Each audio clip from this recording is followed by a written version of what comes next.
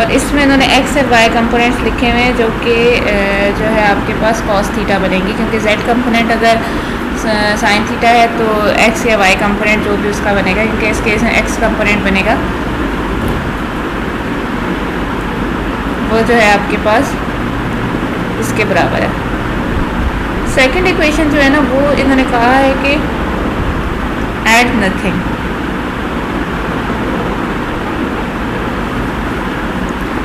क्योंकि उन्होंने कहा है कि वो यहाँ बिल्कुल ऐसा ही है, आपके पास जो मैग्नेटिक फील्ड का कोई जेड कंपोनेंट नहीं होगा बिल्कुल, क्योंकि वो एक्स जेड प्लेन के परपेंडिकुलर है, मतलब उस वो वाई डायरेक्शन के अलाउंग है। तो जब वो वाई डायरेक्शन के अलाउंग है तो ऑब्वियसली उसका कोई जो है वो नहीं होगा, उसका कोई जेड कंपोनेंट नहीं होगा। और जो फोर्थ इक्वेशन है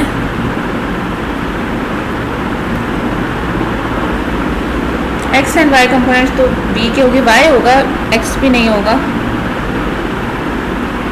तो वो उस हिसाब से इन्होंने लिख लिए हैं, क्योंकि जो मैग्नेटिक फील्ड है वो के क्रॉस ई है, तो उसके हिसाब से इन्होंने फाइंड कर लिया है कि के इंसिडेंट के लिए और फिर उसके हिसाब से फिर रिफ्लेक्टेड के लिए और फिर बी फाइंड कर लिया ट्रांसमिटेड के लिए। क्रॉस प्रोडक्ट लेके किया है ई और के का। इंसिडेंट के लिए जब इसका क्रॉस प्रोडक्ट होगा तो आपके पास क्या आएगा, जब रिफ्लेक्टेड के लिए होगा और जब ट्रांसमिटेड के लिए होगा।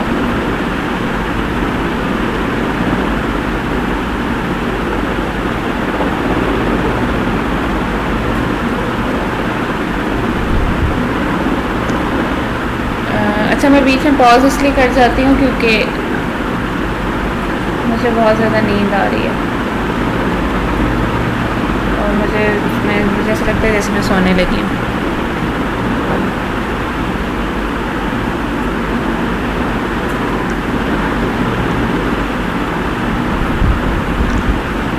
अच्छा, पहले केस में आपके पास सिंपल आ गया ई नॉट आई, फिर माइनस ई नॉट आर आ गया और ई नॉट डी आ गया। V1 तो मीडियम पहले वन के हिसाब से आ जाएगा और V2 मीडियम टू के हिसाब से आ जाएगा। बस अब हमने ये आइडेंटिफाई करना है, देखिए K और E का जब क्रॉस प्रोडक्ट हुआ तो आपके पास E नॉट आई आया। इन अदर वर्ड अगर मैं इनका मैग्नीट्यूड लूँ तो ये आएगा के ई साइन ऑफ थीटा, और थीटा जो है वो 90 है तो ये सिंपल ई नॉट आई आ जाएगा। इसी तरह बाकियों के लिए देखिए जो साइन नेगेटिव आ रहा है ना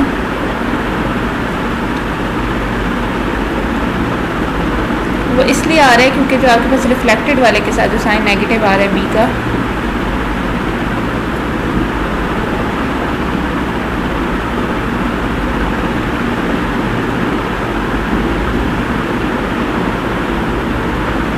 के क्रॉस ई जो है वो उस केस में हमारे पास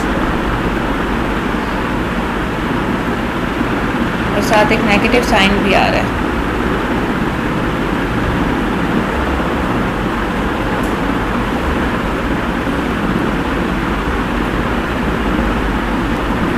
तो इसका रीज़न ये नेगेटिव आने का कि जो आपके पास मैग्नेटिक फील्ड कंपोनेंट है इस केस में वो डाउनवर्ड डायरेक्शन में इनटू द प्लेन है।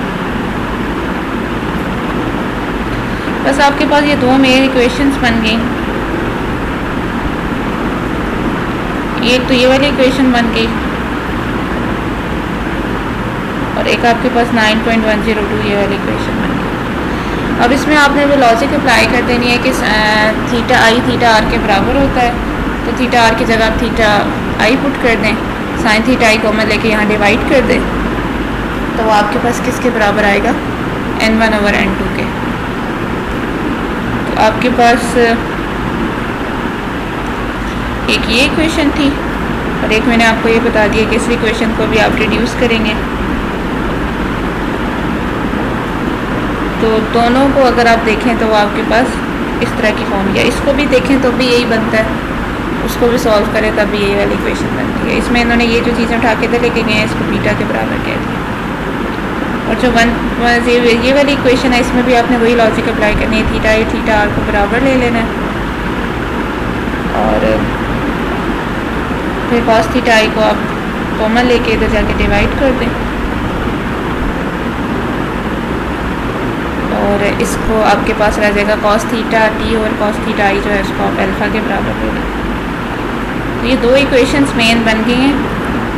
इन दो इक्वेशन हमारा मकसद जो है ना वो बेसिकली रिफ्लेक्टेड और ट्रांसमिटेड कंपोनेंट्स के एम्पलीट्यूड फाइंड करना है इलेक्ट्रिक फील्ड कंपोनेंट। ये बहुत इंपॉर्टेंट फ्रेसनल इक्वेशन है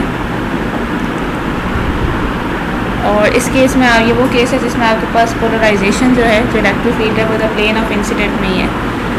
दो और भी फ्रेसनल इक्वेशन होती हैं, उस केस में जो आपके पास पोलराइजेशन होती है वो परपेंडिकुलर होती है to the plane of incidence और प्रॉब्लम 9.17 आप करेंगे उसमें ये सॉल्व किया हुआ है। आपने नोट किया कि जो ट्रांसमिटेड वेव है वो आपके पास इन फेज़ है इंसिडेंट वेव के, लेकिन जो रिफ्लेक्टेड वेव होती है वो इंसिडेंट वेव के इन फेज़ भी हो सकती है आउट ऑफ फेज़ भी हो सकती है। डिपेंड करता है कि इस केस में अल्फ़ा पे डिपेंड कर रहा है कि अल्फ़ा अगर बीटा से ज़्यादा है तो आपके पास इन फेज़ होगी और अगर नहीं है तो फिर आउट ऑफ फेज़ होगी। तो एम्पलीट्यूड जो है रिफ्लेक्टेड एंड ट्रांसमिटेड वेव के डिपेंड करते हैं एंगल ऑफ इंसिडेंस पे, क्योंकि अल्फ़ा जो है वो फंक्शन है आपके पास एंगल्स का। तो बेसिकली यहाँ पे इन्होंने क्या किया कि कॉस थीटा की जगह ये वैल्यू पुट कर दी। आपको पता है कि sine square theta plus cos square theta is equal to 1 होता है। वहाँ से इन्होंने कॉस थीटा की वैल्यू निकाल के पुट की है और इसके अंदर जो है फिर वो साइन थीटा टी को स्नेल्स लॉ से इन्होंने जो साइन थीटा की वैल्यू है थीटा टी की वो पुट की है तो ये अल्फ़ा आ गया। तो अगर नॉर्मल इंसिडेंस हो तो उस वक्त थीटा आई जो है वो ज़ीरो होता है नॉर्मल के साथ। नॉर्मल इंसिडेंस का ये मतलब है कि आपके पास अगर ये बाउंड्री है, अगर आपके पास कोई बाउंड्री है तो जो वेव है वो यूँ आ रही है, तो इस बाउंड्री के नॉर्मल ये है तो ये क्योंकि इसके पैरेलल ही आ रही है तो इसलिए एंगल क्या होगा इन दोनों के दरम्यान में 0 हो जाएगा। तो थीटा आई 0 हो जाएगा, उस केस में अल्फ़ा 1 के बराबर हो जाएगा और हमारे पास वही इक्वेशन आ जाएंगी जो पीछे नॉर्मल इंसिडेंस के केस में आई थी। लेकिन अगर इंसिडेंस वेव जो है वो 90 डिग्री पे होगी, मतलब 90 डिग्री पे होने का मतलब ये है कि आपके पास जो वेव है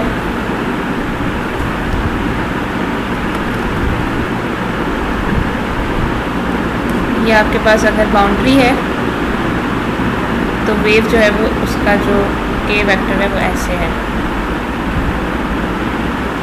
ठीक है, कि मतलब वो नॉर्मल के साथ 90 डिग्री का एंगल बना रही है।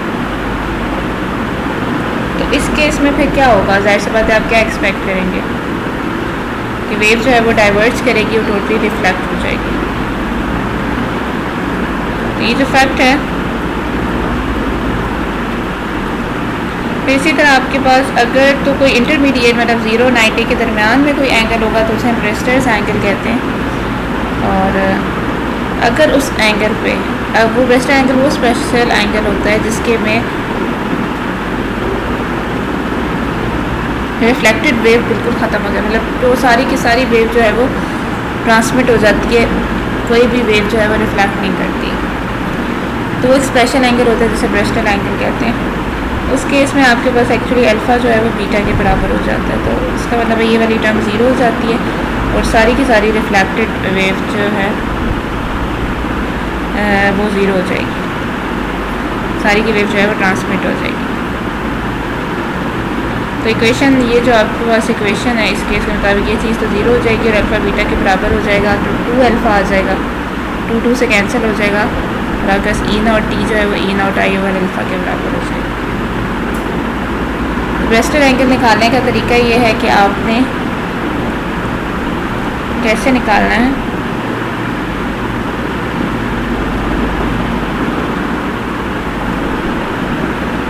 आपने इस तरीके से ये फार्मूला इन्होंने आपको बताया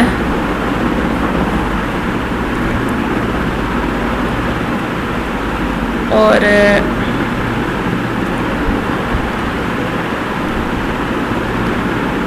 इसमें आपके पास बेसिकली जो इन्होंने अप्लाई किया है वो ये कि इस वाली इक्वेशन को यूज़ किया इन्होंने, अल्फ़ा बीटा के बराबर हो जाएगा, तो यहाँ पे इन्होंने बीटा ले लिया और एंगल ऑफ इंसिडेंस मतलब वो एंगल ऑफ इंसिडेंस जिसके ऊपर आपके पास जो है वो रिफ्लेक्टेड वेव पूरी की पूरी ख़त्म हो जाए, वो एंगल थीटा ब्रेस्टल एंगल कहलाता है। फिर हम थीटा आई को ले लेंगे थीटा बी। तो यहाँ से रीअरेंज करके उन्होंने थीटा आई की जगह थीटा बी पुट कर दिया, यहाँ से रीअरेंज करके साइन थीटा बी की वैल्यू निकाल ली। अब आप ये कहेंगे कि इसमें तो एक कॉस थीटा वाली टर्म भी आ रही थी, तो वो कहाँ गई? तो कॉस थीटा आपको पता है कि वो कॉस थीटा आई की वैल्यू आ रही थी जो कि यहाँ से गायब हो गई है। एक मिनट, वो गायब नहीं हुई है, वो एक्चुअली कॉस थीटा की जगह भी इन्होंने कॉस थीटा आई की जगह इन्होंने 1 माइनस ये वाली वैल्यू पुट कर दी है, जैसे आपने इस केस में किया था ना, कॉस थीटा टी की जगह आपने ये पुट कर दिया, इसी तरह कॉस थीटा आई की जगह भी इन्होंने ये पुट कर दिया। तो आपके पास इधर से ये वैल्यूज़ आ गई। अगर μ1 μ2 के बराबर हो जाए तो बीटा जो है वो आपके पास n2 ओवर n1 के बराबर हो जाता है, और ये आपके पास बीटा हो गया। बीटा जो है वो बेसिकली n2 ओवर n1 के बराबर हो जाएगा, तो n1 ओवर n2 क्या हो जाएंगे? 1 ओवर बीटा के बराबर। फिर इसे आप सॉल्व करें तो आपके पास sine square of theta B की ये फॉर्म बन जाती है।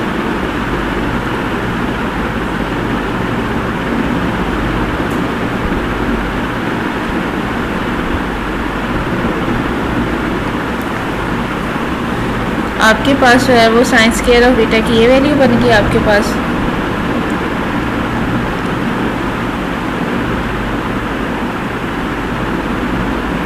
यहाँ पे आपने 1 ओवर बीटा पुट करेंगे, n1 ओवर n2 की जगह इसको आपने सॉल्व करेंगे।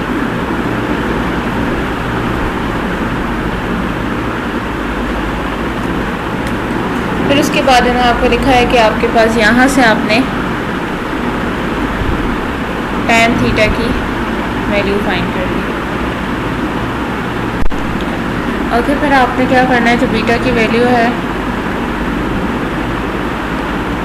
वो तो अल्फ़ा के बराबर है असल में, तो आपने एक्चुअली क्या करना है कि बीटा की जगह हर जगह अल्फ़ा पुट कर देना है और अल्फ़ा की वैल्यू को पुट कर देना है।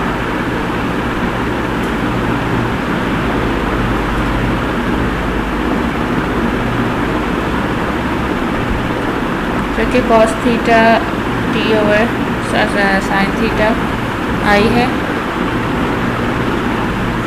जब आप उन्हें सॉल्व करेंगे दोनों साइड से,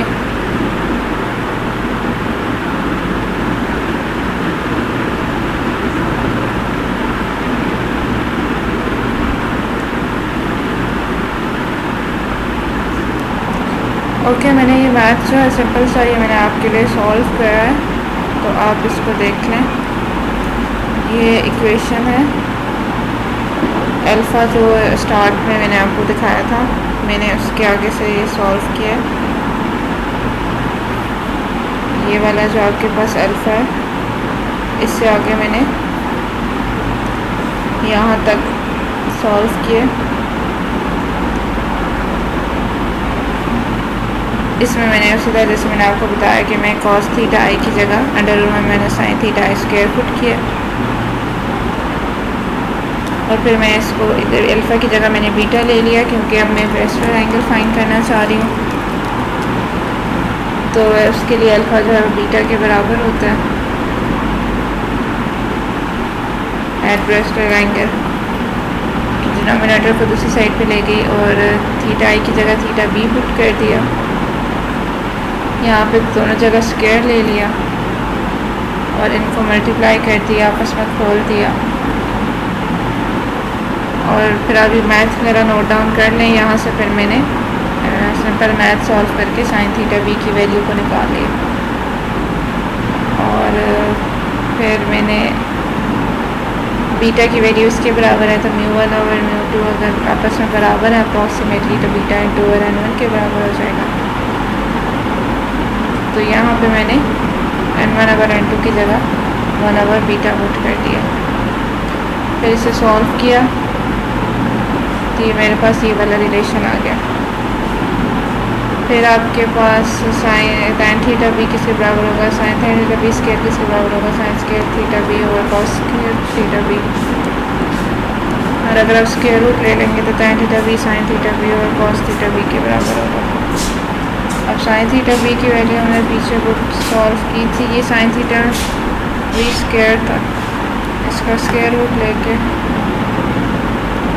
यहाँ पे पुट कर दें और cos थीटा बी की जगह √1 minus sign theta B put कर दिया। उसमें भी आपने ये वाली वैल्यू पुट कर देनी। अच्छा यहाँ पे स्केयर है, ठीक है, ये मैं स्केयर लगाना भूल गई थी, इसलिए यहाँ पे स्केयर है तो जो साइन थीटा बी की वैल्यू इसके बराबर है, तो इसलिए यहाँ पे जो साइन स्केयर है ये साइन थीटा बी की वैल्यू है, ठीक है। और यहाँ पे आपके पास साइन स्केयर है तो आपने इसलिए यहाँ पे क्या पुट करनी है, साइन स्केयर थीटा बी की वैल्यू पुट करनी है, वो इसके बराबर है, ठीक है। तो बस इसको सॉल्व करा सारा तो ये बीटा के बराबर आ गया। तो इस तरह से आपके पास क्या हो गया, tan थीटा जो है वो बीटा के बराबर हो गया। और बीटा भी हमने देखा था कि 1/2 के बराबर है।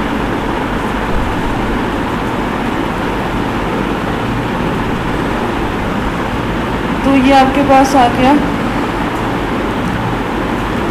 रेस्टर एंगल जो है जिसमें आपके पास रिफ्लेक्शन जो है वो 0 हो जाती है, ये उसका मतलब अल्फा बीटा के बराबर हो जाता है। और tan थीटा बी की वैल्यू भी हमने फाइंड कर ली। नीचे एक ग्राफ है तो ये शो कर रहा है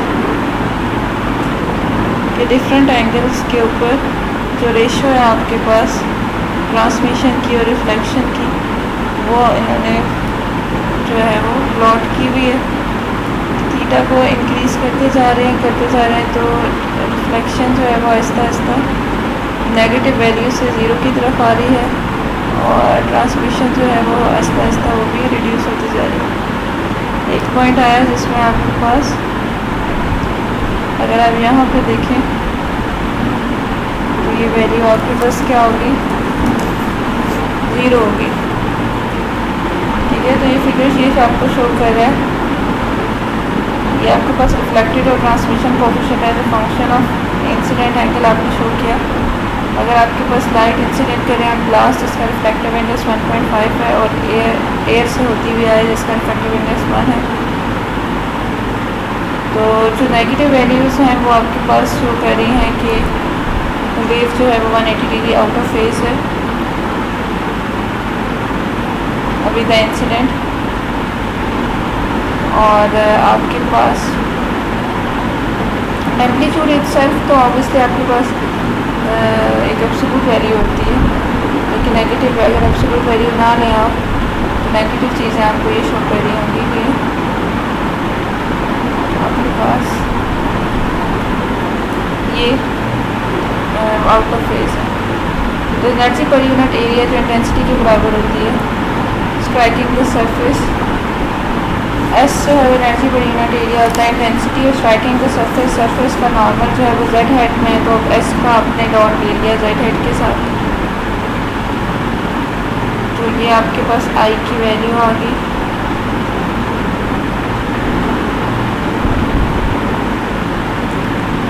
रिफ्लेक्टेड एंड ट्रांसमिटेड इंटेंसिटीज भी इन्होंने इसी तरह फाइंड कर लिया। तो ये बेसिकली आपके पास कैसे आई, इंटेंसिटी का जो रिलेशन होता है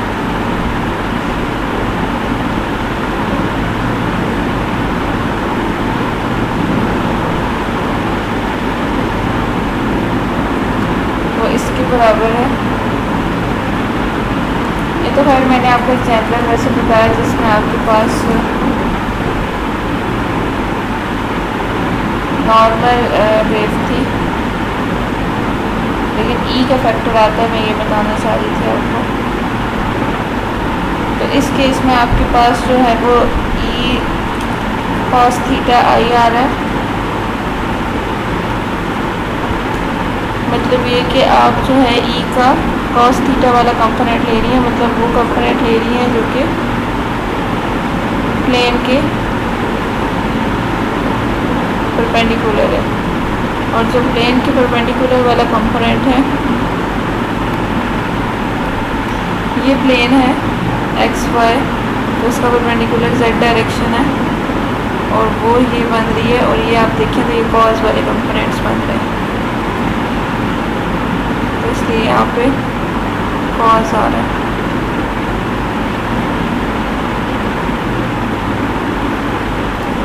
ये जो है आपके पास जो ग्राफ है ये आपके पास एम्पलीट्यूड का है एज अ फंक्शन, और ये जो आपके पास ग्राफ है ये उनकी एब्सोल्यूट वैल्यूज़ का है, ठीक है। ये एब्सोल्यूट वैल्यूज़ के बगैर है और ये एब्सोल्यूट वैल्यूज़ के साथ है।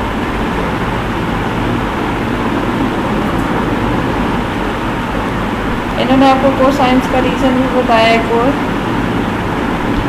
कि कोसाइन इसलिए है तो क्योंकि आपके पास अगेन वही बात है कि अगर आपके पास नॉर्मल इंसिडेंट होता है तो फिर तो आपके पास थीटा 0 हो जाता, तो फिर आपके पास यहाँ पे सब तक E0 ही रह जाता। लेकिन क्योंकि आपके पास किसी एंगल पे जो है वो इंसिडेंट कर रहा है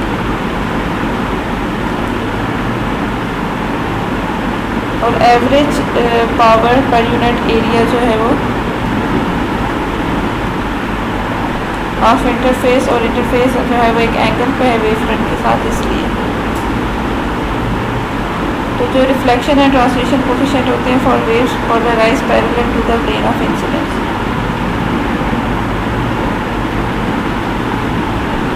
ये आपके पास इस रिफ्लेक्शन एंड ट्रांसमिशन कोफिशिएंट्स आपने कैलकुलेट कर लिया इंटेंसिटी से,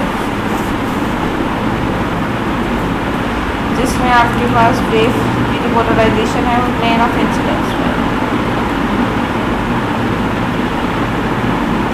9.17 में आर और टी को प्लॉट किया गया for air and glass. R जो है वो फ्रैक्शन है incident energy that is reflected, और जब रेस्टर एंगल आता है तो ये आपके पास देखें 0 हो जाता है, और टी जो है फ्रैक्शन ट्रांसमिटेड है, और जब रेस्टर एंगल आता है तो ट्रांसमिशन मैक्सिमम हो जाती है और ये आपके पास 0 हो जाती है।